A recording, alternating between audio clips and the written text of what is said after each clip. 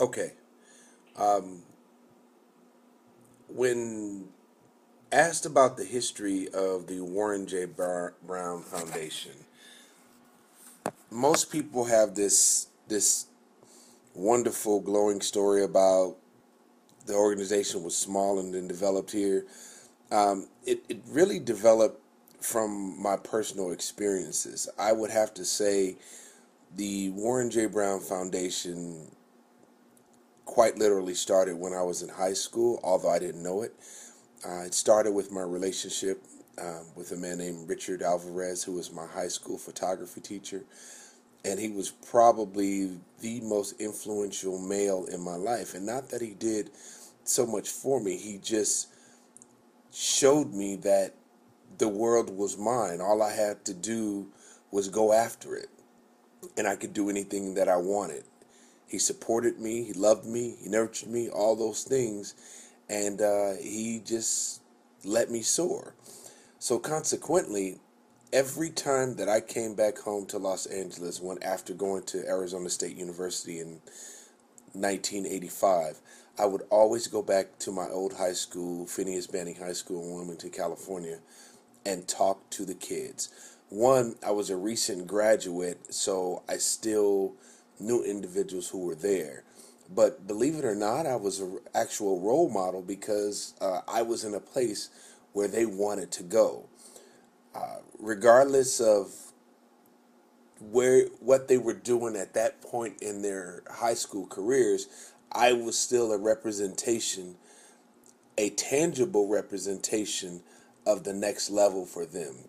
So I would talk to them. I would recruit individuals to attend Arizona State University. I would assist individuals in the application process and how to get money and things of that nature. And I think that's where I saw that it wasn't so much about me. It was the appreciation expressed by the individuals that I somehow touched. And I was just a college guy. I didn't think I was really anything, but it really mattered to a lot of individuals. After that, even while I was in college at Arizona State University, I became a mentor with a program called the Special Fringe Project. It was a group of professional African American men, and we mentored young African males in specifically the Roosevelt School District in South Phoenix, Arizona.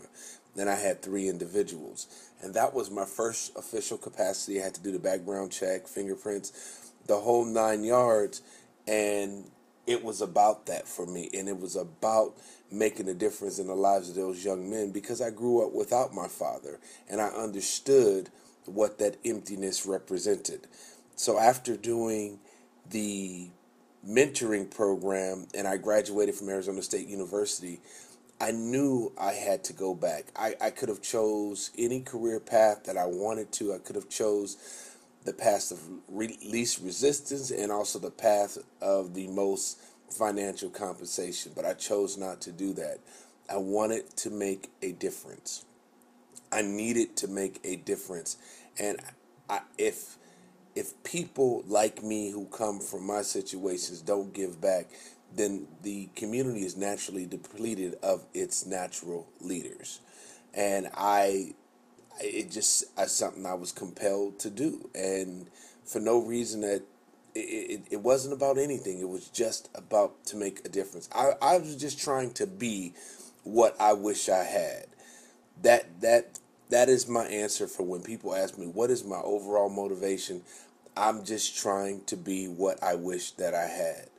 And I that's all. If it's not there, then do it. And if not now, then when? If not, who then me? So that's why I do it. I ran the New Turf program through the city of Phoenix. Very successful program, met a number of individuals, changed lives, did a lot of gang stuff, and it was really my springboard to something else.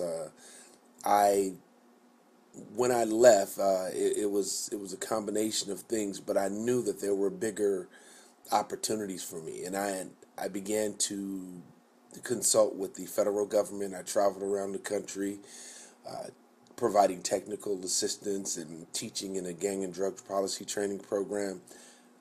But I had young kids, and being a consultant and traveling was not conducive to home environment. So I decided to come back and work with kids. So I did teaching at the local schools here, and still more consulting, public speaking, and things of that nature, until I came across an ad in the paper about a program called the KEYS program, Keeping Excellence Youth Support Program in Avondale, Arizona.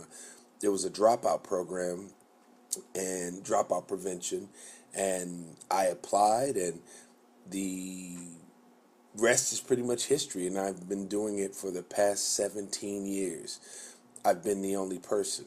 Now, here is where things happen, and when things happen, it's ultimately it's amazing, because you never understand things until sometimes later. And what I mean was that I was very, very, very successful with the program. 92% of the kids that I worked with graduated from high school. And every single violent incident involving gangs, assault, shoot, drive-bys, you name it, I have a 0% recidivism rate for every single thing that I ever got involved in. So the question of was I good and was I effective was never an issue. My biggest criticism was, well, if Warren Brown leaves, there goes the KEYS program. And I fought that for so many years, and finally I embraced it. I embraced it with the fact of they are correct. And if Warren Brown is the catalyst and the common denominator of all the successful things that I've done, then why not the Warren J. Brown Foundation? I think 20 years of sacrifice, successes, tears, deaths, births. Many of my kids have kids now. I have to do it. I have to take it to that next level, because when people hear my name, it's synonymous with young people. It's synonymous with life-changing. It's synonymous with making a difference.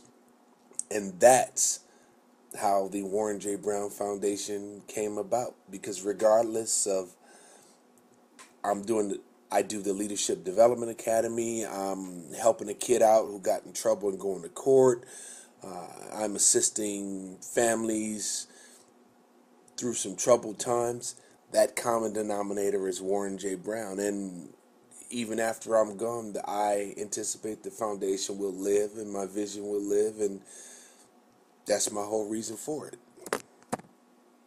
Other than that, that's it.